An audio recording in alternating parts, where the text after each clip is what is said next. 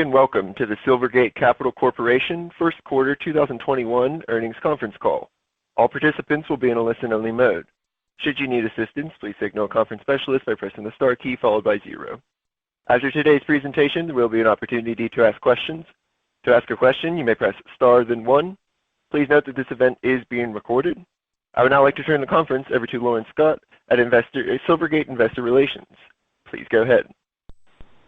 Thank you, operator, and good morning, everyone. We appreciate your participation in the Silvergate Capital Corporation First Quarter 2021 Earnings Call.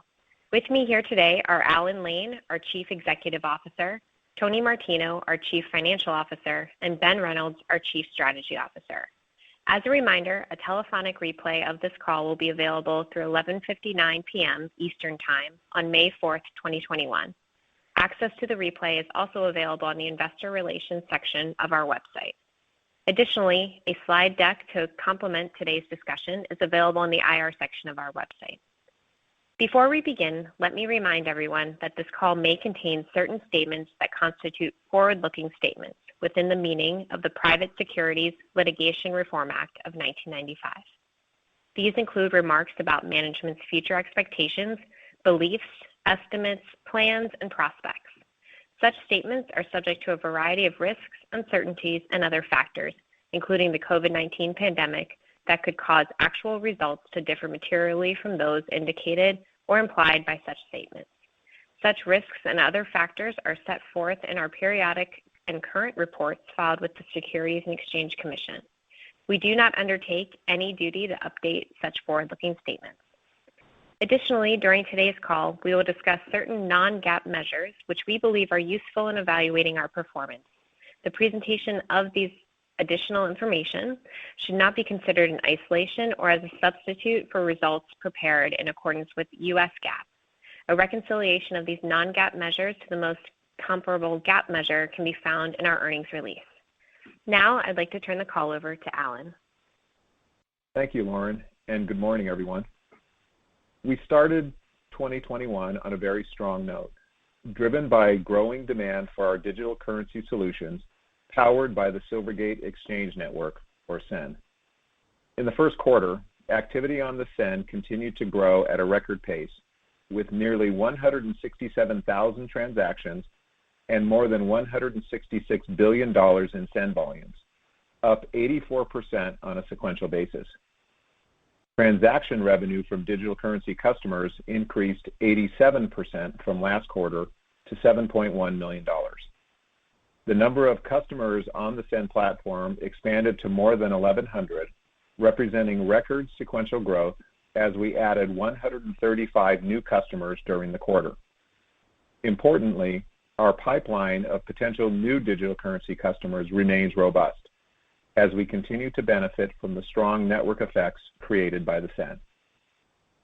Last year, we introduced our collateralized lending product called SEN Leverage, through which institutional investors receive U.S. dollar financing by entering into a loan agreement with Silvergate, and Silvergate uses the SEN to fund the loans. We have seen a great deal of market demand, and as of quarter end, we had approved lines of credit totaling $197 million versus $83 million at the end of the year. We are still in the early stages of scaling SEN Leverage, and at the end of March, we announced that Coinbase Custody and Fidelity Digital Assets will be 2 new custodians holding the borrower's Bitcoin as collateral in a segregated account. We are very excited about these diverse partnerships and the additional partnerships to come as we create a network of custodians to provide our institutional investor clients with more choice and greater access to capital. As more institutional participants adopt digital currencies, we have also seen an influx of deposits from investors who require the ability to move U.S. dollars in real time, 24 hours a day, 7 days a week. Average deposits from digital currency customers in the first quarter grew by $3.8 billion to $6.4 billion, compared to an average of $2.6 billion in the fourth quarter of 2020.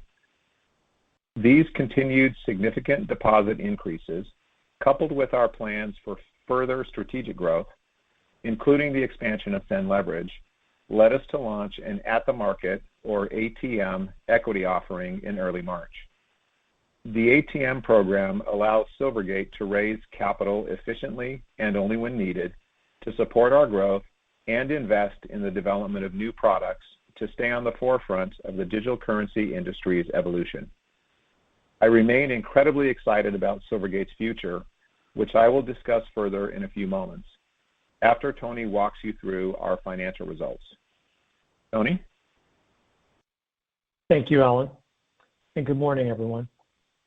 As seen on slide 4, Silvergate reported first quarter net income of $12.7 million, or 55 cents per diluted share, up from net income of $9.1 million, or 47 cents per diluted share in the fourth quarter of 2020, and up from net income of $4.4 million, or 23 cents per diluted share for the first quarter of 2020. The increase in both comparisons was primarily driven by revenue growth, with an increase in digital currency-related fee income. We also saw higher non-interest expense due to increased investments for strategic growth and higher FDIC insurance expense caused by both the rate of growth and the absolute level of our balance sheet. In addition, we had an income tax benefit of $1.2 million for the quarter, which was driven by a $4.1 million or 18 cent per share benefit from stock option exercises in the quarter. Net interest income was up 5% compared to last quarter and up 49% compared to the same period last year. Net interest margin, which I will discuss in more detail in a moment, came in at 1.33%. Our allowance for loan losses remained at $6.9 million, representing 94 basis points relative to loans held for investment. Turning to slide 5, deposits were $7 billion at March 31, 2021, a significant increase from $5.2 billion at December 31, 2020, driven by an increase in deposits from digital currency exchanges, institutional investors in digital assets, and other fintech-related customers, with elevated client activity evidenced by the record volume of send transactions during the quarter. As a reminder, our deposits from digital currency customers can fluctuate, as our customers in this industry typically carry higher balances over the weekend to take advantage of the 24/7 availability of the send. Non-interest-bearing deposits totaled $6.9 billion, representing approximately 98% of total deposits at the end of the quarter, as we continue to focus our deposit gathering strategy on digital currency customers. As a result, our weighted average cost of deposits for the quarter was essentially zero. Turning to slide 6, net interest margin was 1.33% for the first quarter, compared to 2.85% in the fourth quarter of 2020 and 2.86% for the first quarter of last year. While we grew loans in the quarter, the decline in NIM was driven by higher cash balances in our asset mix as a result of the significant deposit growth I just mentioned. In addition, securities yields were impacted by lower interest rates on new securities purchased during the quarter, reflecting the current interest rate environment. Turning to the next slide, slide 7, non-interest income for the first quarter of 2021 was $8.1 million, an increase of $3.2 million, or 67% from the prior quarter, driven by an increase in fee income from digital currency customers. Non-interest income increased $3.2 million, or 64% from the first quarter of 2020, driven by an increase in fee income from digital currency customers and higher mortgage warehouse fees, partly offset by lower gains on sales of securities, extinguishment of debt, and sale of loans. In the first quarter, digital currency fee income was $7.1 million, up 87% sequentially and up 317% year over year, as we continue to see increased transaction volume from our digital currency customers. Turning to slide 8, non-interest expense for the quarter was $19.6 million, up $2 million from the fourth quarter of 2020 and up $5.7 million compared to the first quarter of 2020. The increase in both comparisons was driven by continued investments to drive our strategic growth initiatives, as well as higher federal deposit insurance expense related to our significant deposit growth. Turning to slide 9, our securities portfolio totaled $1.7 billion with a yield of 2.08% for the first quarter, up $780 million from a balance of $939 million at the end of the fourth quarter of 2020, with a corresponding yield of 2.43%. Year over year, securities increased $750 million. Our total loans at March 31, 2021 were $1.6 million, up $12.9 million, or 0.8% compared to the fourth quarter, and up $511.2 million, or nearly 46% compared to the first quarter of 2020. Loan balances continue to benefit from strong growth in SEN Leverage, as well as historically elevated mortgage warehouse balances. Overall, the credit quality of our loan portfolio remains strong. Non-performing assets totaled $5.3 million, or 7 basis points relative to total assets at March 31, 2021, a decrease from 9 basis points relative to total assets at December 31, 2020. On slide 10, you can see a breakdown of the loan-to-value ratios for our commercial and multifamily real estate loans, along with our 1 to 4 family residential loans. At the end of the first quarter, our weighted average LTV was 53% in our commercial and multifamily portfolio and 54% in our 1 to 4 family residential real estate portfolio.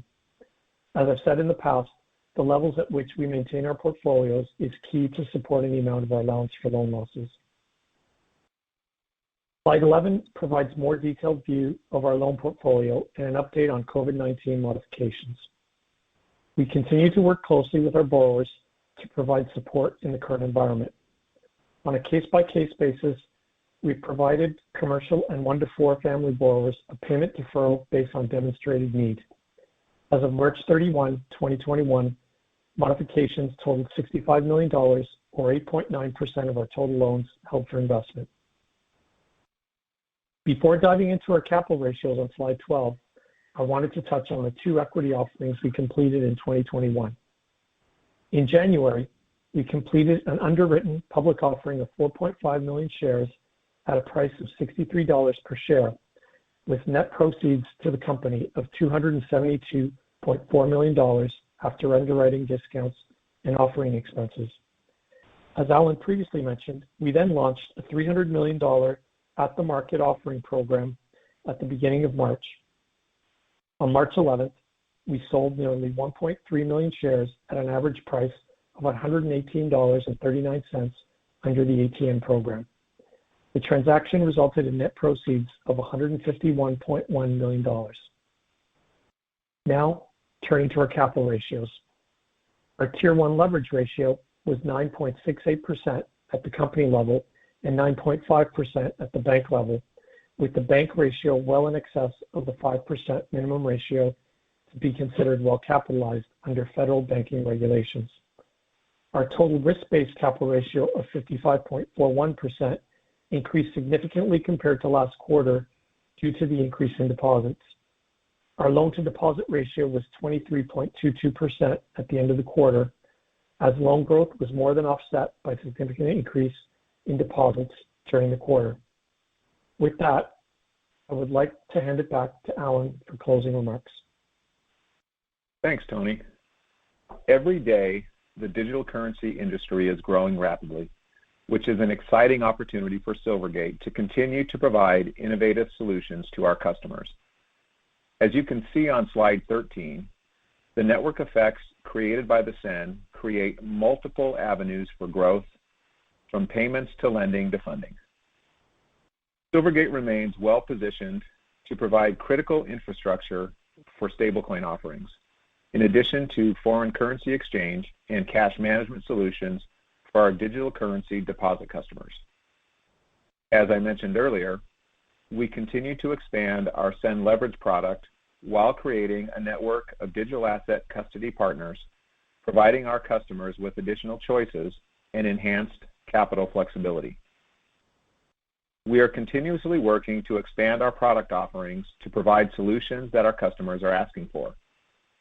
I believe we are in the early stages of a tremendous opportunity in the digital currency industry, and I remain incredibly excited about our path forward. I look forward to sharing additional updates on our strategic growth initiatives in the coming quarters. And with that, I would like to ask the operator to open the line for any questions. Operator? And we will now begin the question and answer session. To ask a question, you may press star then 1 on your touch-tone phone. If you're using a speakerphone, please pick up your handset before pressing the keys. To withdraw your question, please press star then 2. And at this time, we'll pause momentarily to assemble the roster.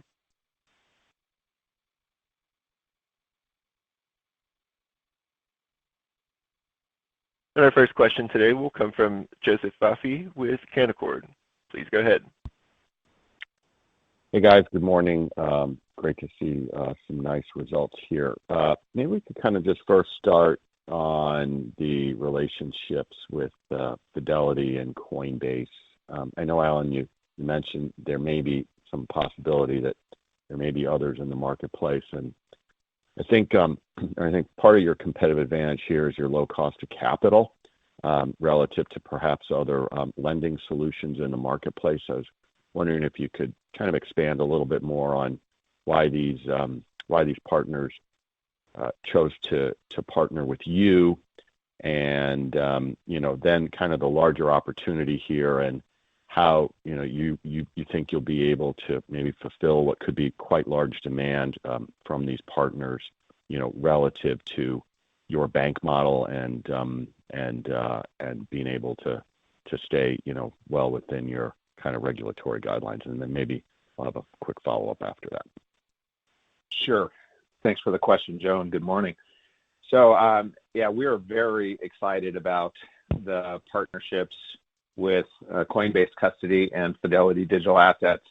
I've talked about this a little bit here recently, the fact that what we're really trying to do is create a network of custodians that are partnering with Silvergate and then partnering with our respective customers, so that our customers have more choice in essentially, one of the biggest risks in digital assets is when you're moving the digital asset, because as you know, Bitcoin is a digital bearer asset. And so, if you've got your Bitcoin in custody somewhere and you trust that custodian, then you don't really want to move it from one custodian to another. And so our vision for this is that we will create a network of custodians to offer our customers more choice, so that if they've already chosen Coinbase Custody as their preferred, their preferred custodian partner, or if they've chosen Fidelity or one of our first partners, Bitstamp or Anchorage, and as you mentioned, and as I mentioned earlier, we've got others in the pipeline.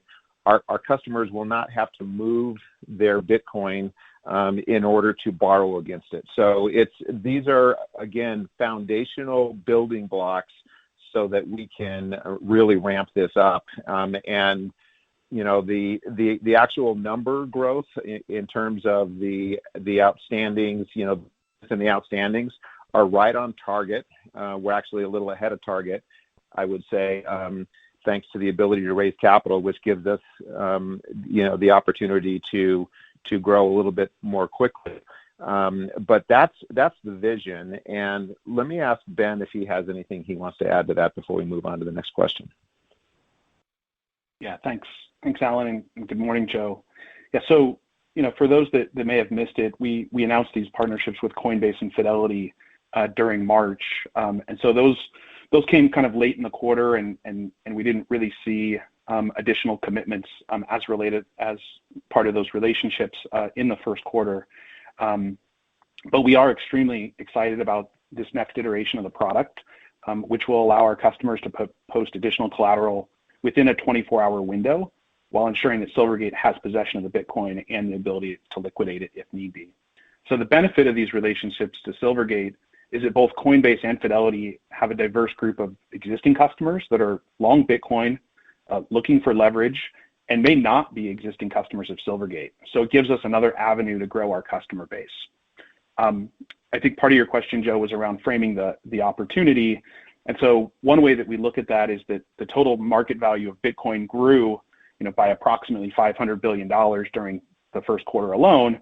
And at the same time, we're not aware of any significant new competitors that are willing to provide US dollar funding that's collateralized by Bitcoin. So while the asset values of Bitcoin and the demand for leverage increased significantly, the supply of US dollars for funding of the leverage remained constant. So as Alan mentioned, we're really excited about the opportunity going forward. The last thing I'll say on this topic is that, as of quarter end, we had less than 10% of our existing 695 institutional investor customers that were utilizing the product. And we believe that almost all of them are still looking for more efficient capital.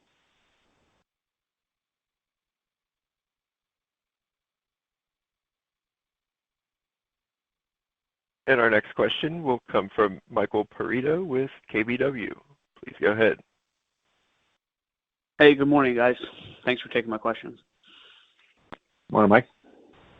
I wanted to start on the balance sheet. It's having over 2/3 of your average earning assets in cash.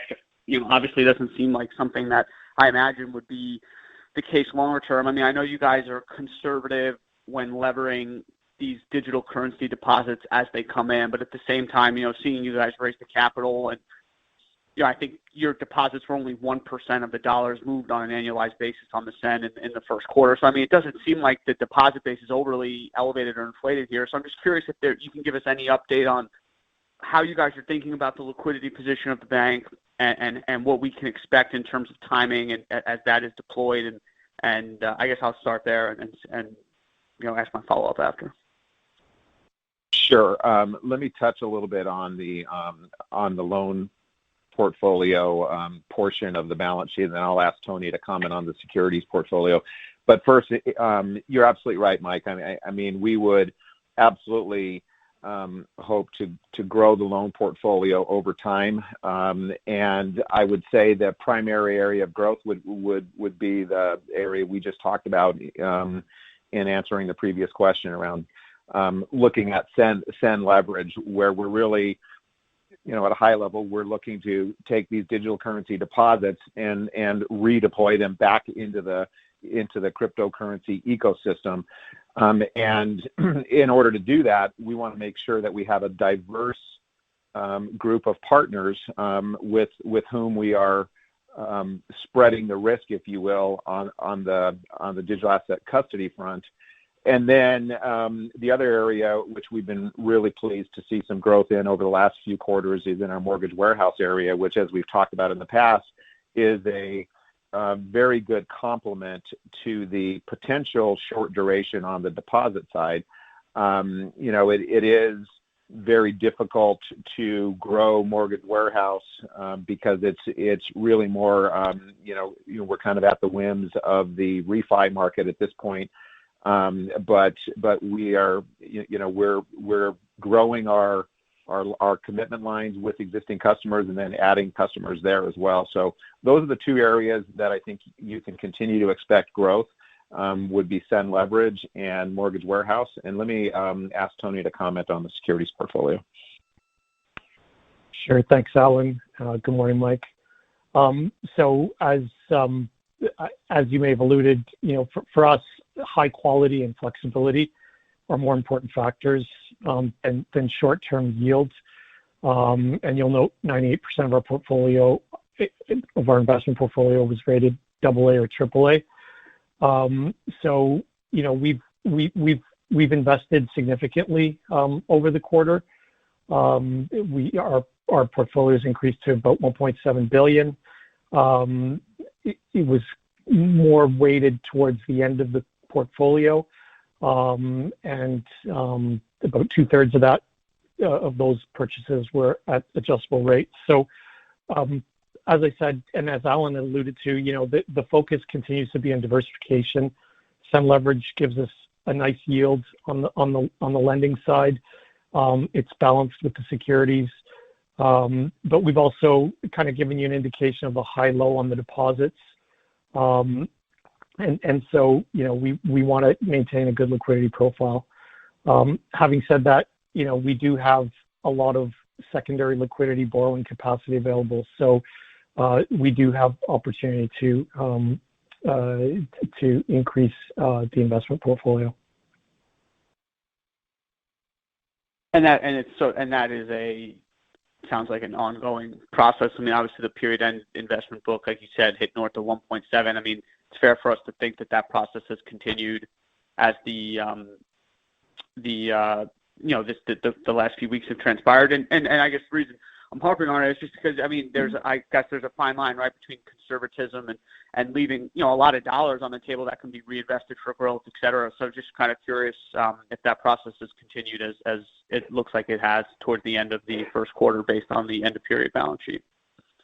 Yeah, so Mike, I'm sorry, Tony. Let me jump back in here for a second because you're absolutely right, Mike. We are walking that line between conservatism and not wanting to leave money on the table. Having said that, I've been in this industry, in this banking industry, for 40 years, and we want to be prudent. And prudent doesn't mean we're cowering here, but if and when rates start to rise, we want to make sure that we haven't stretched for yield in the lowest possible interest rate environment in my career, and so we are, as the deposits grow and we are comfortable that they're stable, and we're getting a good feel for the opportunity with SEN Leverage, with Mortgage Warehouse.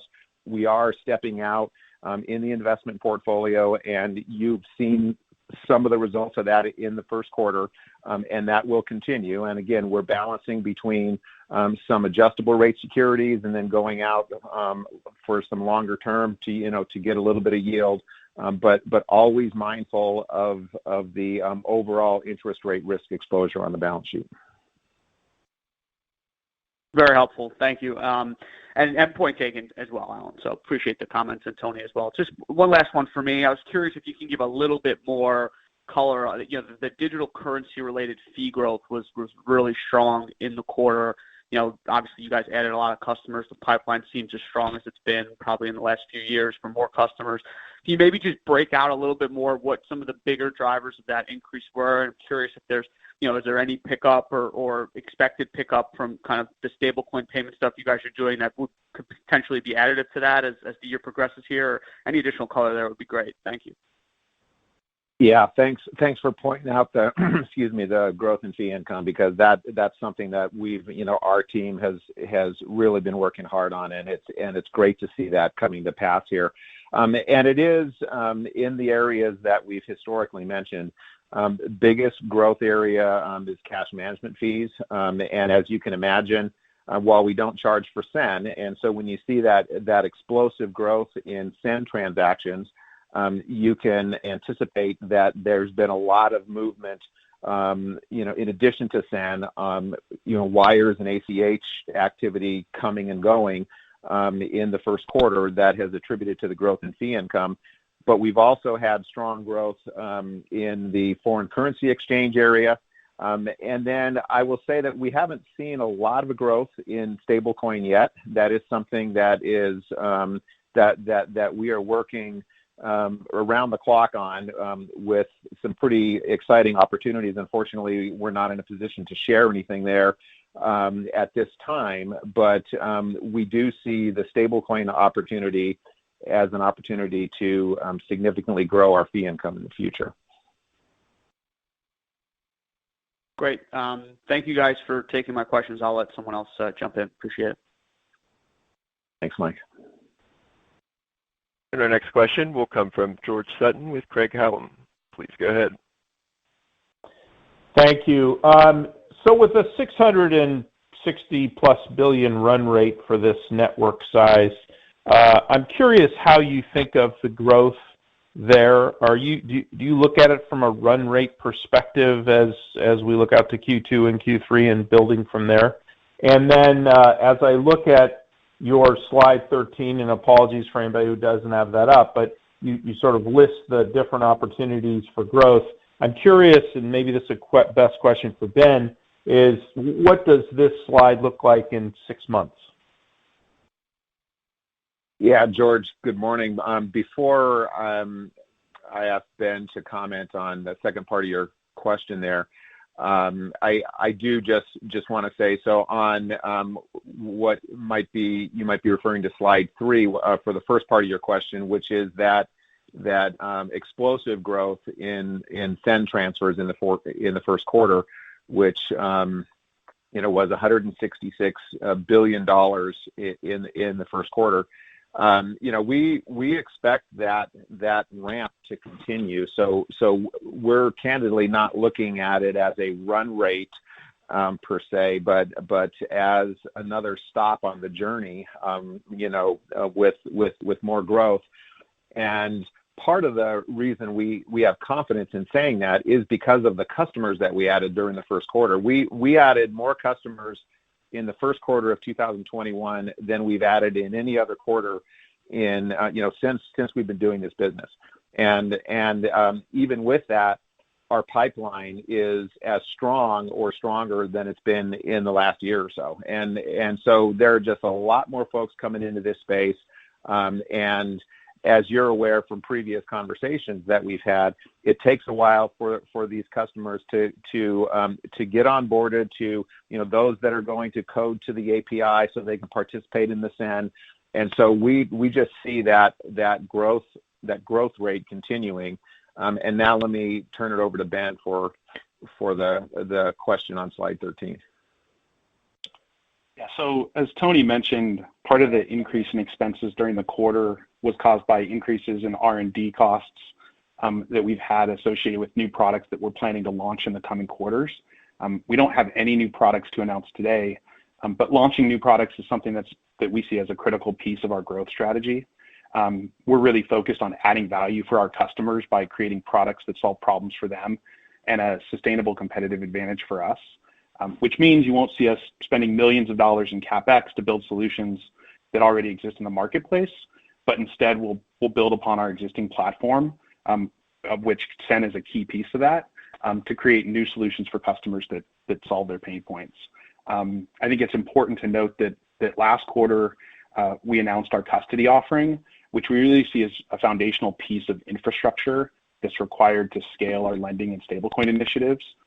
So today, just as a reminder, Silvergate provides each of the 4 regulated US-based stablecoin issuers with 24/7 mint and burn capabilities over the SEN. That's a critical piece of infrastructure for the nature of commerce and payments. So we'll look to expand those capabilities in the coming quarters and remain excited about the incredible opportunity in front of us to transform payments and the role that SEN can play in that. So, when you look at this at slide 13, we have some pretty significant areas of potential growth there. So I wouldn't say that there's anything to add to it at this point, but we think that the TAM associated with several of those opportunities is quite significant and enough to keep us busy for the rest of the year. Great. One other quick question, if I could. You added 135 customers, which is up nicely. I'm curious what investments you're making to continue to increase that potential number. It looks like you've never suffered from the demand side. From what we can tell, it's really the ability to bring those customers on board. So I'm just curious how much expansion and capacity you're building there. Yeah, George, we really, we don't have a bottleneck. Back in 2017, for those on the call that were following us back then, we absolutely, during that last crypto bull market, our pipeline, a lot of our prospective customers were calling it a waiting list. That does not happen in this environment. We have a very strong team. We can onboard customers as quickly as they can, get us the information. This is an institutional offering, so it's a little bit different than a consumer platform. There are different standards for banking institutions.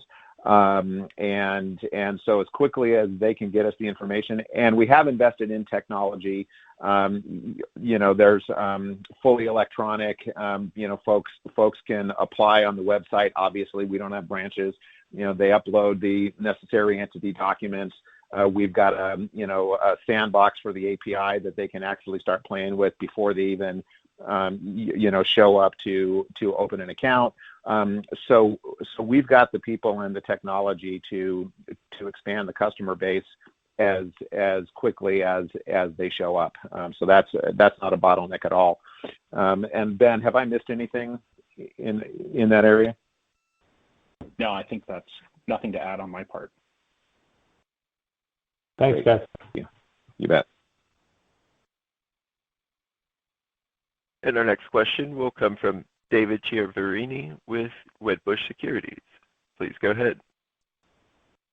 Hi, thanks. A couple questions for you. I guess starting with a follow-up on the securities portfolio, you mentioned that 2/3 of the purchases were adjustable rates, which I'm assuming were at lower yields. Are you able to share, what securities yields you're putting them on the books at? Yeah, I'll go ahead and let Tony address that one. Thanks, Tony. Yeah, thanks. Thanks for the question, David. In terms of the securities portfolio, the reference is at year end about half of our portfolio was fixed rate, half of it was variable rate. I won't comment on individual securities, but the majority of the securities are agency mortgage-backed securities. So, I think that could give you kind of a good sense of what the yield would be. And as Alan said in the previous comments, I mean, timing is a factor here, and in terms of how much you're going to invest in a period of time. So we are we're looking across the yield curve and planning accordingly. So hopefully that answers the question sufficiently. Great, thanks. And then moving on to send leverage, a follow-up there. You mentioned about Ben mentioned about less than 10% of the 695 institutions are currently, taking advantage of that product. How does the pipeline look for send leverage, and where do you think that 10% could go in terms of, indications of interest from your customer base? Yeah, I think Ben mentioned we've got a pretty strong pipeline. I don't know, Ben, if you want to take that any further. Yeah. So, I mean, one of the things, when you look at the industry as a whole, prime brokerage and just the supply of U.S. dollars for funding of leverage is really constrained, and at a time when the asset class is growing significantly. So, the institutional investors that we serve truly are institutions, and as they trade other asset classes, they're using leverage, in multiple different ways, and so it's just so early, and from talking with our customers, almost all of them are looking for greater capital efficiency and looking for leverage of some type, and so it's hard to estimate, David, like what that could go to. Is it 50%? Is it 80%? Is it 95%? It's hard to say, but from the conversations that we're having, we think it's 80% or higher, and so we're gonna look to continue to roll it out in a prudent way, as we have thus far. Great, thanks for that. And then my last question is more of a big picture question, just on the competitive environment. Are you hearing of any new entrants, whether large or small, considering getting into the space or on the cusp of getting into the space? And what are you doing to, improve your moat if that occurs? Yeah, we occasionally hear of banks that are interested in coming into the space. Having said that, I've also participated in a couple of webinars where people are presenting, folks in the industry are presenting to banks, and I can tell you it seems like it's still pretty far away in terms of the most bankers' understanding of this space. And so I think there's still a pretty big gap. So we're not seeing a lot of new entrants. And, David, I would say that our competitive advantage is and remains the SEN. That the network effect that the SEN provides. And every time we add a customer, we had 135 customers in the first quarter.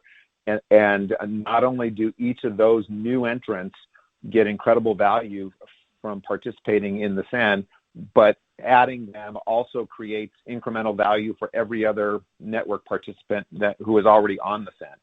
And then as we add things like SEN leverage, we started a couple years ago adding foreign currency exchange and then adding SEN leverage to provide additional products that our customers are using in conjunction with the SEN. It just makes them that much stickier.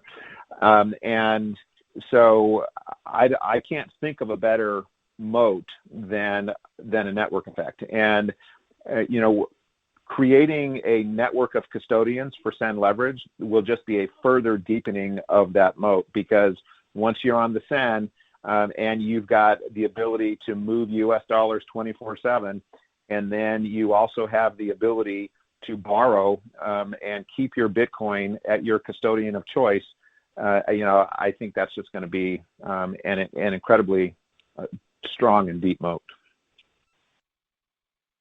Great. Thanks very much. Thank you for the questions. And our next question will come from Mike Del Grosso with Compass Point. Please go ahead. Good morning. Congrats on a nice quarter.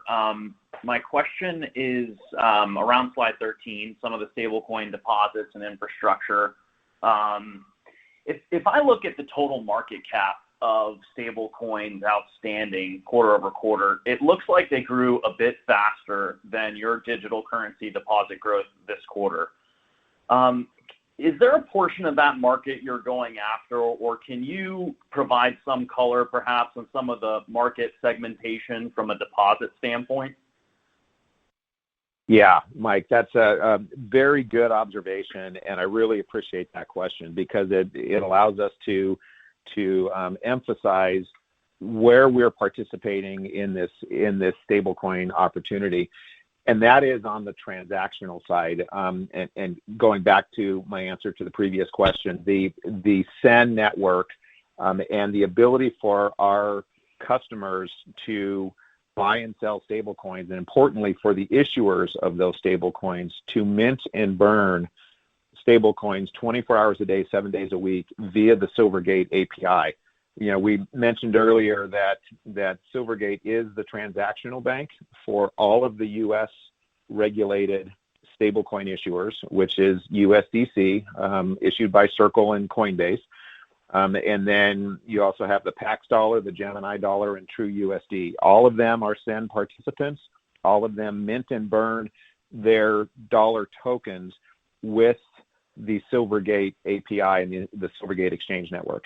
And what we aren't doing is we are not seeking to hold the billions of dollars in excess deposits that are the reserves for those stable coins. We're not seeking to hold those on our balance sheet. And to tie this back to some of the questions that we've had around our net interest margin and against the yields and and the large cash balances, if we were also trying to be the reserve bank for those U.S. dollars backing the stable coins, our balance sheet could be double or triple the size that it is now. But we're in the lowest interest rate environment in my lifetime, and there's not a lot of places that you can go to earn yield on that excess cash, other than some of the areas that we're already in and that we're growing, such as SEN leverage. And so this is just a long-winded way of saying that we do not want to be the reserve bank for those deposits. We're providing critical infrastructure, and we're happy to let our customers seek other partners, if you will, to hold those balances and earn interest on them, because the stablecoin issuers, something that might not be obvious to everybody is the fact that the stablecoin issuers are, in order to have a viable business, they actually need to earn interest. In many ways, they're like a bank but without a license, right? And so they need a banking partner. But what they're attempting to do is earn interest on those deposits, and we don't pay interest. We are primarily the transactional bank, and so let me pause there before going on further and see if that answered your question or if you have a follow-up. No, that's really helpful. I think there was an announcement this morning, and so from one of the stablecoin issuers, and so it's helpful to know that maybe those aren't exclusive relationships and that you're targeting more of the transactional nature. So that's helpful color. My follow-up is on a broader question on digital currencies and commerce. I mean, this morning we got an announcement out of PayPal noting that Bitcoin purchases will now be enabled on Venmo. So, I mean, from my seat, that's a pretty significant milestone in terms of broader adoption. I think we can all understand the relationship between your institutional investor customers and the exchanges and how the SEN provides value there. But can you briefly outline what the role of Silvergate is and help me understand how Silvergate plays into some of the interactions when these payment platforms make some of these announcements? How does Silvergate fit in potentially enabling commerce?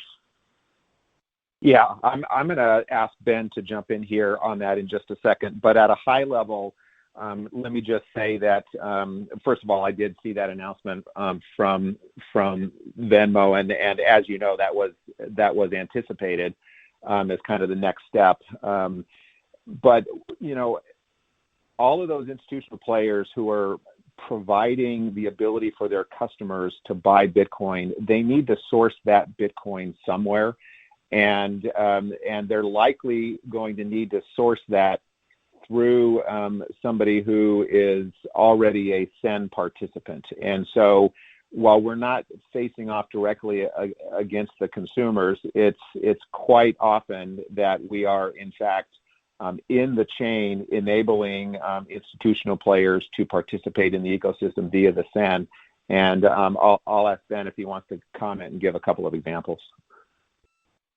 Yeah, I think one of the key distinctions is that, I think the majority of people that are buying Bitcoin today are looking at it as digital gold or as an asset class as opposed to a payment rail. And some of that has to do with just the intrinsic nature of Bitcoin, the Bitcoin blockchain, the speed that it takes to update transactions, the cost to use the Bitcoin blockchain, and also the sort of lack of stability in the value. And so, at Silvergate, we're big Bitcoin believers and have been for a long time, and completely believe in that use case. Separately, though, from that, you have the emergence of stablecoins or central bank digital currencies, which are really talking about, in most cases, U.S. dollars on a blockchain. And so, that rail does provide, some of the things that Bitcoin doesn't in terms of stability, potentially speed to update, and then also the cost of on-chain transactions. And so we think that, that both use cases will exist and are still early, and we see this massive opportunity of enabling dollars on a blockchain and ultimately doing that through the Silvergate Exchange Network through the 24/7 mint burn capabilities that are necessary in order to really make that grow. And so while you look at the growth in stablecoins during the quarter, really over the last year, really the stablecoin use case so far is really focused on trading, on DeFi, and those types of things. And it's really just starting to scratch the surface as it relates to commerce. And we think that there's just a massive opportunity, broadly as it relates to blockchain-based payments, and for Silvergate to play a huge role in that. Understood. That's helpful. And I guess my last one, and then I'll hop back in the queue, is a bit of a follow-up on capital allocation. I mean, you've added, nearly 1.8 billion quarter over quarter in digital currency deposits, but we saw the cash on the balance sheet tick up, I think about 1.4 billion quarter over quarter. What are some of the factors that we should look at or that you're considering, as it relates to getting more comfortable putting that into the securities or loan book, going forward? I understand you mentioned there was some conservatism this quarter, but is that relationship between deposit growth and cash, you anticipate that holding or any additional color there would be helpful? Thank you. Yeah, I would not expect that the cash balance would stay at the level that you're seeing it, and it's not that we don't have comfort in putting the cash out. It goes back to what I was saying earlier, just in terms of trying to be prudent about where we put it.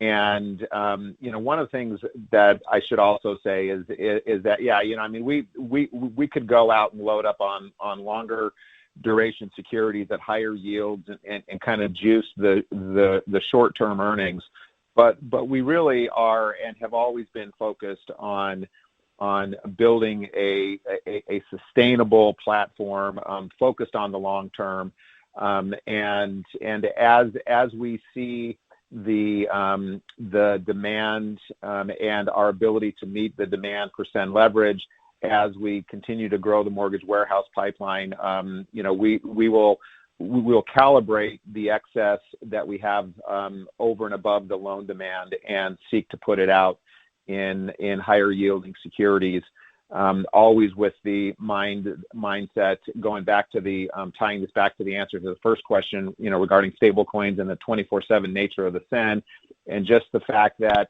our customers on the SEN are really counting on us to have a very liquid platform, and the ability for them to move dollars 24 hours a day, 7 days a week. And so part of the reason we see growth in deposits is because as the Bitcoin ecosystem expands, more and more customers are wanting to keep dollars in their account at Silvergate so they can take advantage of trading opportunities on nights and weekends. And so all of that gets calibrated in how we manage our liquidity, and I'm very confident over time that we will be generating a nice net interest income, in addition to the growing fee income base that we're enjoying. Understood. Thank you. Thanks for the questions, Mike. And our next question will come from Eugene Koisman with Barclays. Please go ahead. Good morning. I wanted to take another stab at the liquidity reinvestment in a bit of a different way than was discussed earlier. And namely, how much of the recent digital currency related deposit inflows you think are sticky enough that you can begin moving them into securities and loans at this point?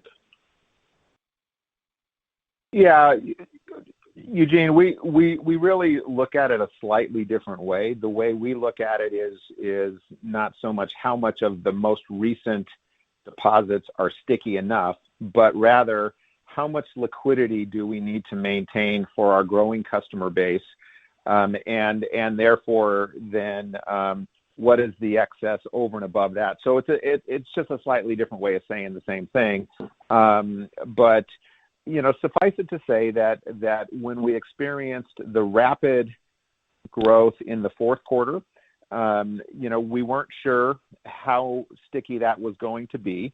The fact that we've added another 135 customers and they're all, in various stages of joining the SEN, the fact that we've had ongoing deposit growth through the first quarter, and I'm sure it's not lost on you, Eugene. You've probably already done the math, but if our average deposits continued to grow, in the first quarter, what does that mean for we've we've mentioned the high and the low, and that's one of the ways that we look to calibrate this. Is what is the low point, what is the high point, and then what is the average? We've started to share that with the broader community so that you can get a little bit better insight into how we're thinking about managing our liquidity going forward. Got it. And so you talked about your high watermark of $8 billion through February in your ATM disclosures. Can you share with us your trajectory through March? Has that maintained? Yeah, I think I'll ask Tony to comment on the specifics, but I think we actually disclosed in the earnings release that our high for the quarter was 8.4, which would indicate that that continued to grow. But Tony, do you want to just refresh all those numbers for Eugene's benefit? Yeah, no, that's correct. So the average digital currency deposits were 6.4 billion. The low was 4.6. The high was 8.4, as Alan indicated. Got it. Thank you. And now just more of a risk management question. I've gotten a lot of interest from investors on that, given that we saw Bitcoin drop about 15% in the day during the weekend. Can you talk to how, and if there were any margin calls that resulted in collateral liquidation, and how your risk management system was able to handle it? And then also, what about your capacity to handle position liquidations in the market as you grow, as the portfolio grows larger? Yeah, Eugene, that's a great question, and I'll ask Ben to comment on a little bit more of the specifics. But first, just to frame this for you, I think you may recall that we typically start our LTVs on SEN leverage in the 75% range, and then we would typically have a collateral coverage or margin call, if you will, in the 75 to 80% range. And so just based on that math alone, a 15% drawdown over the weekend, even if our customers were at the maximum of the LTV, would not have initiated a margin call. And we still have had no losses in this portfolio. We've not had any significant hiccups. But let me ask Ben if he wants to comment any further. Yeah, and one of the considerations from not just a growth perspective, but also from a risk management perspective, is the use of multiple custodians. And so, in addition to Anchorage and Bitstamp, we now have Coinbase and Fidelity. And one of the factors that we look at there is how deep are the order books on the different platforms, and what sort of access to market makers that they have. And so another factor there is that we're only making loans on Bitcoin because it is the most liquid market. And so we have a number of those different controls in place, and we do a thorough evaluation of each of those partners before we launch these types of programs. But as Alan mentioned, we haven't had any liquidations to date, and feel good about it overall. Got it. And do you have a customer-specific level look-through in terms of different custodians? Let's say if one customer is using multiple custodians to borrow on margin from you. Do you have a limit? Yes. For single customer borrowing? Got it. Yeah. So we do. So we do look at it on a custodian by custodian basis, and we make sure that whatever the loan amount is, that we have the appropriate on a particular at a particular partner, that we have the sufficient collateral at that partner to liquidate it if need be. So we're not really doing any cross margining across exchanges or different partners. It really is on a case by case basis where the appropriate amount of collateral is at the appropriate custodian that has the loan that's underwritten. Understood. And then I have one last one, if I may. on capturing the stablecoin opportunity for minting and burning transactions. What do you view as your ultimate balance sheet size for Silvergate to be able to effectively compete with much larger players that are currently servicing corporate customers through their typical GTS platforms, and who will eventually move into stablecoin space to follow these customers for moving money cross-border? Yeah, not sure that I understand the question. So we talked about the fact that our that our primary role in the stablecoin ecosystem is in the minting and burning. So not sure I understand the question.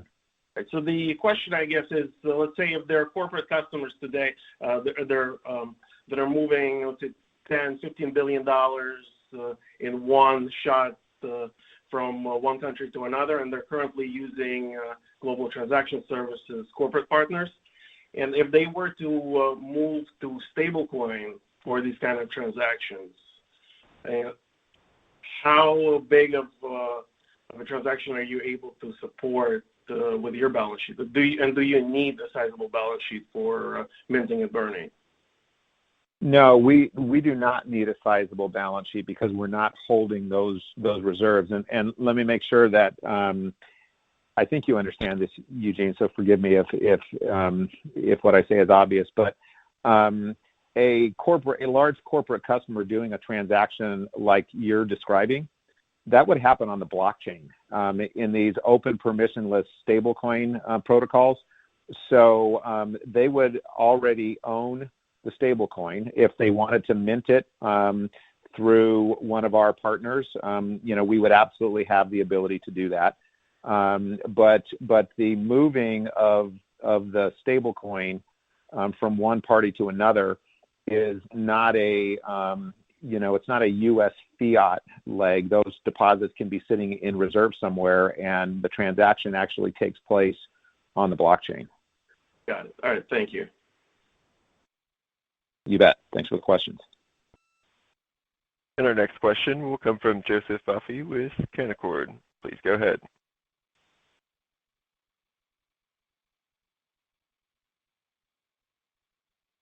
Are you there, Joe? Hello, perhaps your line is muted. Sorry about that, guys. Just a quick follow-up, circling back to Coinbase and Fidelity. You could explain neither one of those companies is a financial slouch by any means, but clearly they, and as you were commenting, Alan, it sounds like there may be more partnerships coming down the pike. Obviously the SEN and the network effect is a positive driver for distribution of SEN leverage and the like. But from a financial standpoint, maybe it'd be interesting to go a little bit more in your cost of capital compared to those companies and them not providing that service directly and instead partnering with you. Thanks. Yeah, Joe, that's a great question, and we probably haven't done a good job of making this point strongly enough. But back to some of the questions earlier about what are we going to do with all these deposits. The fact of the matter is these larger financial players, they aren't banks, right? So they don't have deposits. They have a lot of customers, and they have a lot of customers who own Bitcoin and other digital assets for whom they are providing custodial services. But if they want to lend U.S. dollars, if their customers want to borrow, they absolutely need a source of dollars. And this is, Ben has talked about this, in terms of the fact that there's this massive demand for U.S. dollar borrowing against digital assets. And that demand is only going to continue to grow as more and more players come into the space. And this is just another reason why we're so bullish on the SEN leverage opportunity, because not only do we have a strong pipeline and are we adding partners, but as more institutional players come into the space, there's a natural need for converting some of those digital assets back into U.S. dollars. And those players, even the sophisticated financial institutions, as you're pointing out, like Coinbase and Fidelity, they need to partner with a financial institution that has funding, that has deposits. And with our technology positioning in the space and the large deposit network that we have, we just think it's a natural fit, and it seems to be playing out that way. Thanks very much, Alan. You bet. Thank you for the questions. And this will conclude our question and answer session. I'd like to turn the conference back over to Alan Lane for any closing remarks. All right. Thank you, Cole. Before we wrap up, I just want to thank our customers for trusting us with your business. It is truly a pleasure to serve you. I also want to give a shout out to the Silvergate team for a great quarter. And finally, for those still hanging on, thanks to everyone on this call for your continued interest in Silvergate and for your ongoing support. We look forward to speaking with you again soon. Have a great day, everybody. The conference is now concluded. Thank you for attending today's presentation. You may now disconnect your lines at this time.